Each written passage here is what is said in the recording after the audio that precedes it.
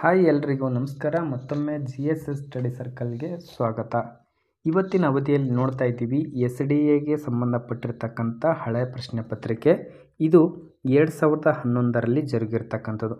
ನಾವು ಹಳೆ ಪ್ರಶ್ನೆ ಪತ್ರಿಕೆಯನ್ನು ಯಾಕೆ ನೋಡಬೇಕಂದ್ರೆ ಯಾವೆಲ್ಲ ಟಾಪಿಕ್ ಮೇಲೆ ಪ್ರಶ್ನೆಗಳು ಬಂದಿದ್ದಾವೆ ಅಂತಕ್ಕಂಥದ್ದು ನಾವೊಂದಿಷ್ಟು ಜಸ್ಟಿಫೈ ಮಾಡ್ತೀನಿ ನಿಮಗೆ.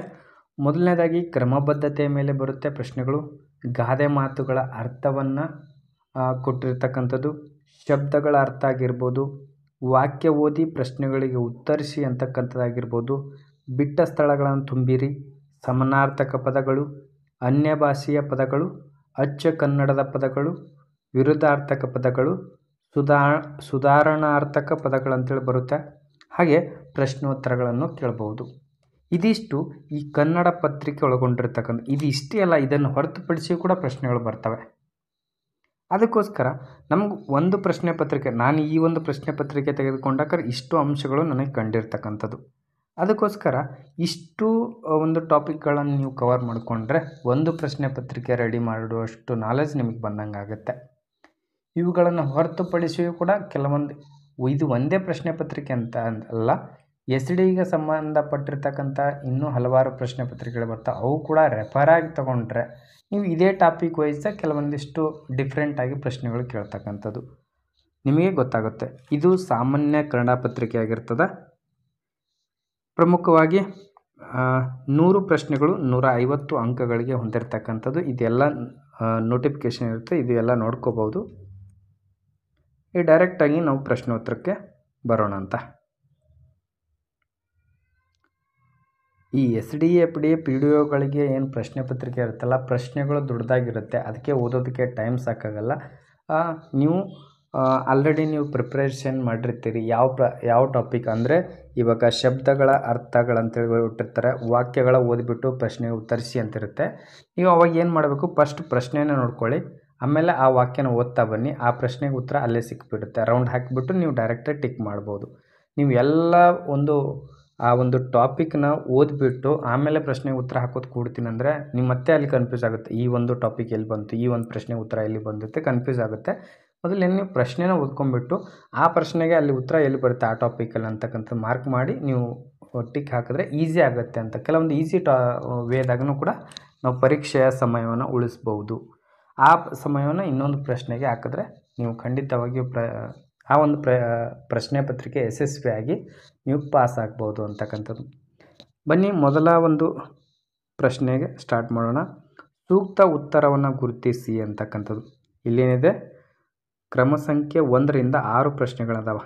ಎಷ್ಟಿದ್ದಾವೆ? 6 ಪ್ರಶ್ನೆಗಳಿದ್ದಾವೆ. 1ರಿಂದ 6 ಪ್ರಶ್ನೆಗಳಿಗೆ ಸೂಕ್ತ ಉತ್ತರವನ್ನು ಗುರುತಿಸಿ ಅಂತಕ್ಕಂಥ. ಭರತೇಶ ವೈಭವ ಅಂತಕ್ಕಂಥ, ಭರತೇಶ ವೈಭವ ಎಂಥ ಕಾವ್ಯ ಅಂತೇಳಿ, ಈ ಕಾವ್ಯ ಏನನ್ನು ಒಳಗೊಂಡಿದೆ ಅಂತಕ್ಕಂಥದ್ದು ಕೇಳ್ತಾ ಹೋಗ್ತಾರೆ. ಶೃಂಗಾರ ಕಾವ್ಯನ, ಹಾಸ್ಯ ಕಾವ್ಯನ, ಸಾಂಗತ್ಯ ಕಾವ್ಯನ ಅಥವಾ ಮಹಾಕಾವ್ಯನ ಅಂತಕ್ಕಂಥದ್ದು. ಈ ಒಂದು ಪ್ರಶ್ನೆಗೆ ಸರಿಯಾದ ಉತ್ತರ ನೋಡೋದಾದರೆ ಆಯ್ಕೆ 4 ಸರಿಯಾಗಿರ್ತಕ್ಕಂಥದ್ದು. ಇದೊಂದು ಮಹಾಕಾವ್ಯ ಅಂತೇಳಿ ಗುರುತಿಸಲಾಗುತ್ತದೆ. ಭರತೇಶ ವೈಭವ ಇದೊಂದು ಮಹಾಕಾವ್ಯ. ಭಾರತೀಯ ಕಾವ್ಯ ಮೀಮಾಂಸೆಗೆ ಬಂದ ಪ್ರಶಸ್ತಿ ಯಾವುದು ಅಂತಕ್ಕಂಥದ್ದು. ಜ್ಞಾನಪೀಠ, ಪಂಪ, ಕನ್ನಡ ಸಾಹಿತ್ಯ ಅಕಾಡೆಮಿ, ಕೇಂದ್ರೀಯ ಸಾಹಿತ್ಯ ಅಕಾಡೆಮಿ. ಈ ಒಂದು ಪ್ರಶ್ನೆಗೆ ಸರಿಯಾದ ಉತ್ತರ ನೋಡೋದಾದರೆ ಆಯ್ಕೆ 1 ಸರಿಯಾಗಿರ್ತಕ್ಕಂಥದ್ದು, ಜ್ಞಾನಪೀಠ ಪ್ರಶಸ್ತಿ ಅಂತಕ್ಕಂಥದ್ದು. ಪಂಪ ಮತ್ತು ಕನ್ನಡ ಸಾಹಿತ್ಯ ಅಕಾಡೆಮಿ ಕೊಡ್ತಕ್ಕಂಥದ್ದಾಗಿರ್ಬೋದು, ಕೇಂದ್ರ ಸಾಹಿತ್ಯ ಅಕಾಡೆಮಿ, ಇವು ಕೂಡ ಸಾಹಿತ್ಯಕ್ಕೆ ಕೊಡ್ತಕ್ಕಂಥದ್ದು. ಬಟ್ ಅದರಲ್ಲೇ ಅತಿ ಹೆಚ್ಚಾಗಿ ಕಾವ್ಯ ಮೀಮಾಂಸೆಗೆ ಕೊಡ್ತಕ್ಕಂಥದ್ದಾಗಿರ್ಬೋದು, ಅತಿ ದೊಡ್ಡ ಪ್ರಶಸ್ತಿ ಅಂತೇಳಿ ಕರೆಯಲಾಗ್ತದೆ ಜ್ಞಾನಪೀಠ ಪ್ರಶಸ್ತಿಯಾಗಿದೆ. ಆಯ್ಕೆ 1 ಸರಿಯಾಗಿರ್ತಕ್ಕಂಥದ್ದು.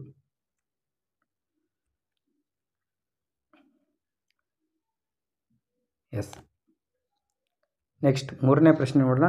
ಮೈಸೂರು ಮಲ್ಲಿಗೆಯ ಕೃತಿಯ ಕರ್ತೃ ಯಾರು ಅಂತಕ್ಕಂಥದ್ದು. ಬೇಂದ್ರೆ, ಪೂತಿ ನರಸಿಂಹಾಚಾರ್ಯ, KS ನರಸಿಂಹಾಚಾರ್ಯ, ಕುವೆಂಪುರವರು. KS ನರಸಿಂಹಸ್ವಾಮಿ ಆಗಬೇಕಿತ್ತು ಮೈಸೂರು ಮಲ್ಲಿಗೆ. ಆಯ್ಕೆ 3 ಸರಿಯಾಗಿರ್ತಕ್ಕಂಥದ್ದು. KS ನರಸಿಂಹಸ್ವಾಮಿ ಅಂತಕ್ಕಂಥವರು ಈ ಮೈಸೂರು ಮಲ್ಲಿಗೆ ಕೃತಿಯ ಕರ್ತೃರಾಗಿದ್ದಾರೆ. ಇವುಗಳಲ್ಲಿ ಗೇರೂರವರ ಕೃತಿ ಗುರುತಿಸಿ ಅಂತಕ್ಕಂಥದ್ದು. ಆಕಾಶದೀಪ, ಹೇಮಾವತಿ, ಕಲ್ಯಾಣಸ್ವಾಮಿ ಬೆಕ್ಕಿನ ಕಣ್ಣು. ಗೇರೂರವರ ಕೃತಿ ಹೆಸರಿಸಿ. ಸರಿಯಾದ ಉತ್ತರ ನೋಡೋದಾದರೆ ಆಯ್ಕೆ 2 ಸರಿಯಾಗಿರ್ತಕ್ಕಂಥದ್ದು ಹೇಮಾವತಿ. ಇದು ಗೇರೂರವರ ಕೃತಿಯಾಗಿದೆ. ನೆಕ್ಸ್ಟ್ ದೃಶ್ಯ ಕಾವ್ಯ.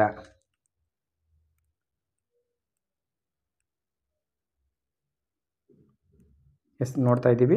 ದೃಶ್ಯ ಕಾವ್ಯ ಅಂತಕ್ಕಂಥದ್ದು ಪರ್ಯಾಯ ನಾಮ ಸಾಹಿತ್ಯಕ್ಕೆ ಇದು ಯಾವ ಪ್ರಕಾರದ್ದು? ದೃಶ್ಯ ಕಾವ್ಯ ಅಂತಕ್ಕಂಥದ್ದು ಸಾಹಿತ್ಯದ ಯಾವ ಪ್ರಕಾರದ್ದು? ಕಾದಂಬರಿ, ಸಣ್ಣ ಕಥೆ, ಪ್ರಬಂಧ, ನಾಟಕ. ಸರಿಯಾದ ಉತ್ತರ ನೋಡೋದಾದರೆ ಆಯ್ಕೆ 4 ಸರಿಯಾಗಿರ್ತಕ್ಕಂಥದ್ದು ಇದು ಒಂದು ನಾಟಕವಾಗಿದೆ. ದೃಶ್ಯ ಕಾವ್ಯ ಅಂತಕ್ಕಂಥದ್ದು ಒಂದು ನಾಟಕ. ಕುವೆಂಪುರವರಿಗೆ ಜ್ಞಾನಪೀಠ ಪ್ರಶಸ್ತಿ ತಂದುಕೊಟ್ಟ ಕೃತಿ ಯಾವುದು? ರಾಮಾಯಣ ದರ್ಶನಂ, ಕಾನೂರು ಹೆಗ್ಗಡತಿ, ರಕ್ತಾಕ್ಷಿ, ನಾಲ್ಕು ತಂತಿ. ಸರಿಯಾದ ಉತ್ತರ ನೋಡೋದಾದರೆ ಆಯ್ಕೆ 1 ಸರಿಯಾಗಿರ್ತಕ್ಕಂಥದ್ದು ರಾಮಾಯಣಂ ದರ್ಶನಂ. ಈ ಒಂದು ಕೃತಿಗೆ ಯಾವ ವರ್ಷದಲ್ಲಿ ಪ್ರಶಸ್ತಿ ಬಂತು ಅಂತಕ್ಕಂಥದ್ದು ಕಮೆಂಟ್ ಬಾಕ್ಸ್ನಲ್ಲಿ ಕಮೆಂಟ್ ಮಾಡಿರಿ.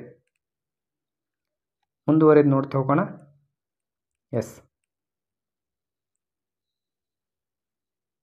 6 ಪ್ರಶ್ನೆಗಳು ಮುಗೀತು. ಇನ್ನು ನೆಕ್ಸ್ಟ್ ಟಾಪಿಕ್ಕು, ಕೆಳಗಿನ ವಾಕ್ಯಗಳಲ್ಲಿ ಪದಗಳನ್ನು ಕ್ರಮಬದ್ಧವಾಗಿಲ್ಲ, ಗೆರೆ ಎಳೆದ ಸೂಚಿಸಿರುವ ಭಾಗಗಳನ್ನು ಹೊಂದಿಸಿ ಅವುಗಳಿಗೆ ಅನುಕ್ರಮವಾಗಿ ಗುರುತಿಸಿ. ಪ್ರಶ್ನೆ ಸಂಖ್ಯೆ 7ರಿಂದ 11 ಅಂತಕ್ಕಂಥ ಉದಾಹರಣೆಗೆ ಆಲ್ರೆಡಿ ಕೊಟ್ಟಿದ್ದಾರೆ ಅವರು, ನೋಡ್ತಾ ಇದ್ದೀವಿ. ನೋಡಿ ದುರುಗುಟ್ಟಿ ಸುಟ್ಟುರಿಯುವಂತೆ ದೌಡಾಯಿಸಿದಳು ಅಂತಕ್ಕಂಥ, ಅಂದರೆ ಇಲ್ಲಿ ಗೆರೆ ಎಳೆದಿದ್ದಾರೆ, ಅವುಗಳಿಗೆ ಒಂದು ಶಬ್ದಗಳ ಅರ್ಥವನ್ನು ಕೊಡ್ತಕ್ಕಂಥದ್ದು ಅದಲಿ ಬದಲಿ ಆಗಿದೆ. ಅದನ್ನು ನಾವು ಸರಿಯಾಗಿ ಹೊಂದಿಸಬೇಕು. PQRS ರೂಪದಲ್ಲಿ ಈ ಪ್ರಶ್ನೆಗಳಿಗೆ ಉತ್ತರಿಸಬೇಕಾಗುತ್ತೆ. ಯಾವುದು ಅಂತಕ್ಕಂಥದ್ದು ನಾವು ನೋಡೋದಾದರೆ ಇಲ್ಲಿ ಕೊಟ್ಟಿದ್ದಾರೆ ನೋಡಿ. ಇಲ್ಲಿ QRPS ಎಂಬುದು ಸರಿಯಾದ ಕ್ರಮ, ಅದರಿಂದ ಇಲ್ಲಿ ಒಂದನ್ನು ಗುರುತಿಸಬೇಕು ಅಂತೇಳಿ. QRPS ಅಂದರೆ ನೋಡಿ, Q ಅಂದರೆ ದುರುಗುಟ್ಟಿ, R ಅಂದರೆ ಸುಟ್ಟುರಿಯುವಂತೆ, P ನೋಡಿ ದೌಡಾಯಿಸಿದಳು. ಹೇಗಿದೆ ಅಂದರೆ ದುರುಗುಟ್ಟಿ ಸುಟ್ಟುರಿಯುವಂತೆ ನೋಡಿ ದೌಡಾಯಿಸಿದಳು ಅಂತಕ್ಕಂಥದ್ದು ಸರಿಯಾದ ಉತ್ತರ. QRPS ಸರಿಯಾಗಿರ್ತಕ್ಕಂಥದ್ದು. ಅದಕ್ಕೆ ಇದು ಒಂದನ್ನು ಗುರುತಿಸಬೇಕು. ಹಾಗೆ ಮುಂದೆ ಅದೇ ರೀತಿಯ ವಾಕ್ಯಗಳನ್ನು ಕೊಟ್ಟಿರ್ತಾರೆ, ನಾವು ಅದನ್ನು ಗುರುತಿಸಬೇಕಾಗಿರ್ತಕ್ಕಂಥದ್ದು. 7ನೇ ಪ್ರಶ್ನೆ ನೋಡೋಣ. ಮನುಷ್ಯ ಬೆಲೆ ಕಟ್ಟುವುದು ಸಂಪ್ರದಾಯ, ಮಾನವೀಯ ಅನುಕಂಪದ ಮೌಲ್ಯಾದರ್ಶಗಳಿಗೆ. ನೀವು ವಿಡಿಯೋನ ಪಾಸ್ ಮಾಡಿ ವಿಚಾರ ಮಾಡಿ ಅದಕ್ಕೆ ಉತ್ತರವನ್ನು ಬರಿತಾ ಹೋಗ್ರಿ ಅಂತಕ್ಕಂಥದ್ದು.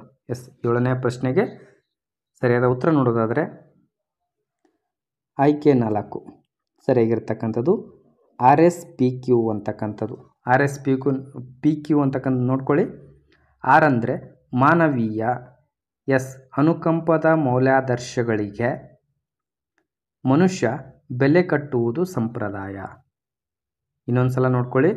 ಮಾನವೀಯ ಅನುಕಂಪದ ಮೌಲ್ಯಾದರ್ಶಗಳಿಗೆ ಮನುಷ್ಯ ಬೆಲೆ ಕಟ್ಟುವುದು ಸಂಪ್ರದಾಯ. ಸರಿಯಾಗಿರ್ತಕ್ಕಂಥ ವಾಕ್ಯ. ಹಾಗೆ ಮುಂದುವರೆದು ನೋಡ್ತಾ ಹೋಗೋಣ. 8ನೇ ಪ್ರಶ್ನೆಗೆ ಮಟ್ಟ ಕುಸಿಯುತ್ತಿದೆ, ಭಾಷಾ ಕಲಿಕೆಯ ವಿದ್ಯಾರ್ಥಿಗಳಲ್ಲಿ ಇಂದಿನ ಅಂತಕ್ಕಂಥದ್ದಿದೆ. 8ನೇ ಪ್ರಶ್ನೆಗೆ ಸರಿಯಾದ ಉತ್ತರ ನೋಡೋದಾದರೆ ಆಯ್ಕೆ 4 ಸರಿಯಾಗಿರ್ತಕ್ಕಂಥದ್ದು. ಆಯ್ಕೆ 4 ಸರಿಯಾಗಿರ್ತಕ್ಕಂಥದ್ದು SRQP ಅಂತಕ್ಕಂಥದ್ದು.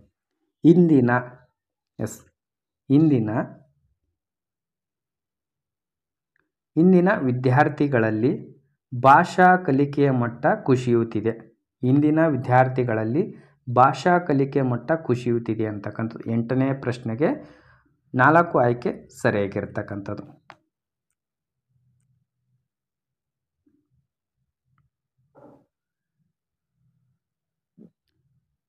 ಮುಂದಿನ ಪ್ರಶ್ನೆ ನೋಡೋಣ.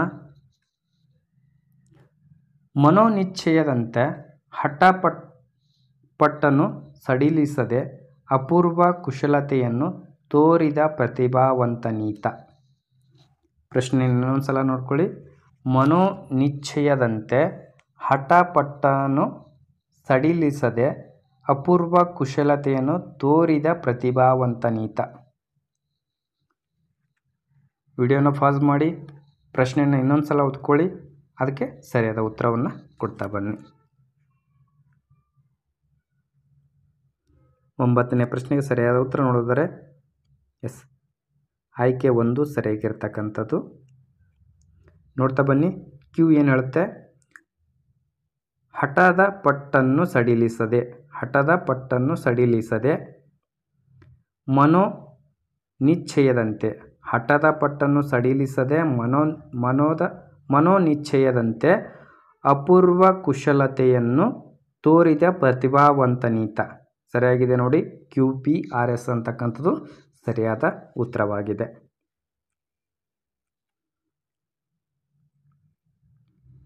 ಇದೇ ಥರದ ಪ್ರಶ್ನೆಗಳಿಗೆ ನೀವು ಪರೀಕ್ಷಾ ಕೇಂದ್ರದಲ್ಲಿ ಉತ್ತರಿಸಬೇಕಾಗಿರುತ್ತೆ. ಅದಕ್ಕೋಸ್ಕರ ಇವುಗಳನ್ನು ಪ್ರಾಕ್ಟೀಸ್ ಮಾಡ್ತಾ ಬನ್ನಿ. ಪರೀಕ್ಷೆಯಲ್ಲಿ ಈಸಿ ಆಗುತ್ತೆ. ನೀವು ಯಾವ ರೀತಿ ಹೊಂದಾಣಿಕೆಯನ್ನು ಮಾಡಬೇಕಂತಕ್ಕಂಥದ್ದು ರೂಢಿ ಆಗುತ್ತೆ. ನೀವು ಪರೀಕ್ಷಾ ಕೇಂದ್ರದಲ್ಲಿ ಆರಾಮಾಗಿ ಮಾಡ್ಬೋದು. ನೀವು ಏನೂ ಪ್ರಾಕ್ಟೀಸ್ ಮಾಡದೆ ಹೋದರೆ ಖಂಡಿತವಾಗಿಯೂ ಸರಿಯಾಗಿರ್ತಕ್ಕಂಥದ್ದು ಕೂಡ ತಪ್ಪಾಗಿ ಹಾಕಿ ಬರ್ತೀರಿ. ಅದಕ್ಕೂ ಪ್ರಾಕ್ಟೀಸ್ ಈಸ್ ಮ್ಯಾನ್ ಪರ್ಫೆಕ್ಟ್ ಅಂತ ಹೇಳ್ತಾರೆ. ಪ್ರಾಕ್ಟೀಸ್ ಮಾಡ್ತಾ ಬನ್ನಿ. 10ನೇ ಪ್ರಶ್ನೆ ನೋಡೋಣ. ಅಂಗವಿಕಲ ಶಿಕ್ಷಕರು ವಿದ್ಯಾರ್ಥಿಗಳಿಗೆ ಪಾಠ ಹೇಳಲು ಸಿದ್ಧರಾದರು. ಈ ಒಂದು ಪ್ರಶ್ನೆ ಇದೆ. ಈ ಒಂದು ಪ್ರಶ್ನೆಗೆ ಸರಿಯಾದ ಉತ್ತರ ನೋಡ್ತಾ ಹೋಗೋಣ. ಎಸ್, ಆಯ್ಕೆ 1 ಸರಿಯಾಗಿರ್ತಕ್ಕಂಥದ್ದು. ಎಸ್, ಆಯ್ಕೆ 1 ಸರಿಯಾಗಿರ್ತಕ್ಕಂಥದ್ದು QPRS ಅಂತಕ್ಕಂಥದ್ದು. ನೋಡಿ, QPRS ಏನು ಹೇಳುತ್ತೆ? Q ಶಿಕ್ಷಕರು, P ಅಂಗವಿಕಲ, R ವಿದ್ಯಾರ್ಥಿಗಳಿಗೆ ಪಾಠ ಹೇಳಲು ಸಿದ್ಧರಾದರು.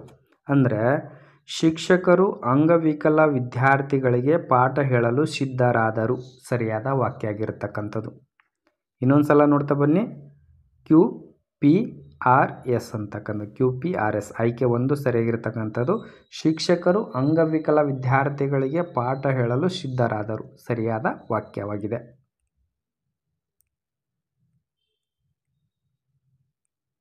ಎಸ್, 11ನೇ ಪ್ರಶ್ನೆ ನೋಡೋಣ.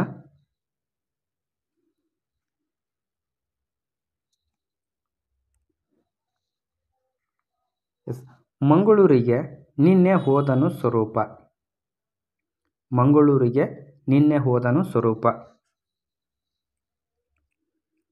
ಈ ಒಂದು ಪ್ರಶ್ನೆಗೆ ಸರಿಯಾದ ಉತ್ತರ ನೋಡೋದಾದರೆ ಎಸ್, ಆಯ್ಕೆ 1 ಸರಿಯಾಗಿರ್ತಕ್ಕಂಥದ್ದು. ನೋಡ್ತಾ ಬನ್ನಿ. SQPR ಅಂತಕ್ಕಂಥದ್ದು. SQPR ಅಂತಕ್ಕಂಥದ್ದು. ಎಸ್ ಏನು ಹೇಳುತ್ತೆ? ಸ್ವರೂಪ. Q ನಿನ್ನೆ, P ಮಂಗಳೂರಿಗೆ, R ಹೋದನು. ಎಸ್, ಸ್ವರೂಪ ನಿನ್ನೆ ಮಂಗಳೂರಿಗೆ ಹೋದನು ಅಂತಕ್ಕಂಥದ್ದು ಸರಿಯಾದ ಉತ್ತರವಾಗಿರುತ್ತೆ. ಯಾಕಂದರೆ ಈ ರೀತಿ ವಾಕ್ಯಗಳನ್ನು ನೀವು ಅದಲಿ ಬದಲಿ ಮಾಡಿದಾಗ ಎಲ್ಲವೂ ಕೂಡ ಸರಿ ಅನಿಸುತ್ತೆ. ನಾವು ಗ್ರಾಮರ್ ಪ್ರಕಾರ, ವ್ಯಾಕರಣ ಪ್ರಕಾರ ನೋಡಿದಾಗ ಒಂದು ಅಬ್ಜೆಕ್ಟಿವ್ ಇರಬೇಕು, ವರ್ಬ್ಸ್ ಇರಬೇಕು, ಇನ್ನೊಂದು ಸಬ್ಜೆಕ್ಟು, ಇನ್ನೊಂದು ಆಡ್ವರ್ಬ್ ಅಂತ ಇರಬೇಕು. ಅವುಗಳನ್ನು ಸರಿಯಾದ ಕ್ರಮದಲ್ಲಿ ಜೋಡಿಸಿದಾಗ ಮಾತ್ರ ಸರಿಯಾದ ವಾಕ್ಯ ಬರೋದಕ್ಕೆ ಸಾಧ್ಯ ಆಗ್ತದೆ. ಸಬ್ಜೆಕ್ಟು, ವರ್ಬು, ಅಬ್ಜೆಕ್ಟು ಮತ್ತು ಆಡ್ವರ್ಬ್ ಅಂತಕ್ಕಂಥ ಇವು 4 ಗಮನದಲ್ಲಿ ಇಟ್ಕೊಂಡು ವಾಕ್ಯಗಳನ್ನು ರಚನೆ ಮಾಡಬೇಕು. ನೀವು ವ್ಯಾಕರಣವನ್ನು ಕ್ರಮಬದ್ಧವಾಗಿ ಅಭ್ಯಾಸ ಮಾಡಿದೆ ಆದರೆ ಇವುಗಳ ಬಗ್ಗೆ ಗೊತ್ತಾಗುತ್ತೆ. ನಾವು ಯಾವ ರೀತಿ ವಾಕ್ಯಗಳನ್ನು ಸರಿಯಾದ ಕ್ರಮದಲ್ಲಿ ಜೋಡಿಸಬಹುದು ಅಂತೇಳಿ. ಈಗ ನೀವು ನಿಮ್ಮದೇ ಆದ ವಾಕ್ಯದಲ್ಲಿ ಜೋಡಿಸುವುದಾದರೆ ಮಂಗಳೂರಿಗೆ ನಿನ್ನೆ ಸ್ವರೂಪ ಹೋದನು ಹೀಗೂ ಬರೀಬೋದು. ಹಾಗೆ ಸ್ವರೂಪ ಮಂಗಳೂರಿಗೆ ನಿನ್ನೆ ಹೋದನು ಈ ರೀತಿಯೂ ಆಗ್ತದೆ. ಯಾಕಂದರೆ ವ್ಯಾಕರಣ ಸ್ವರೂಪದಲ್ಲೇ ಅವರು ಸರಿಯಾದ ಉತ್ತರ. ನಾವು ಯಾವುದೇ ಕ್ರಮದಲ್ಲಿ ಇಲ್ಲೆಲ್ಲ ಕನ್ಫ್ಯೂಸ್ ಮಾಡೋ ರೀತಿಯಲ್ಲೇ ಕೊಟ್ಟಿದ್ದಾನೆ. ಇವೆಲ್ಲವೂ ಕೂಡ ಇರ್ತಕ್ಕಂಥದ್ದೇ, ನಿಮ್ಮ ಮನಸ್ಸಿಗೆ ಸರಿ ಅನಿಸುತ್ತೆ. ಬಟ್ ಪರೀಕ್ಷಾ ಕೇಂದ್ರದಲ್ಲಿ ಇವೆಲ್ಲ ರಾಂಗ್ ಆಗಿರ್ತಕ್ಕಂಥದ್ದು. ಪರೀಕ್ಷೆಯಲ್ಲಿ ಅದೇನು ಕೀ ಉತ್ತರದಲ್ಲಿ ಇವೆಲ್ಲ ಕೊಡೋಕ್ಕೆ ಸಾಧ್ಯ ಇಲ್ಲ. ಅವರು ವ್ಯಾಕರಣ ಸ್ವರೂಪಬದ್ಧದಲ್ಲೇ ಕೊಟ್ಟಿರ್ತಕ್ಕಂಥದ್ದು. ಇದು ಆಯ್ಕೆಗೆ ಸರಿಯಾಗಿರ್ತಕ್ಕಂಥದ್ದು.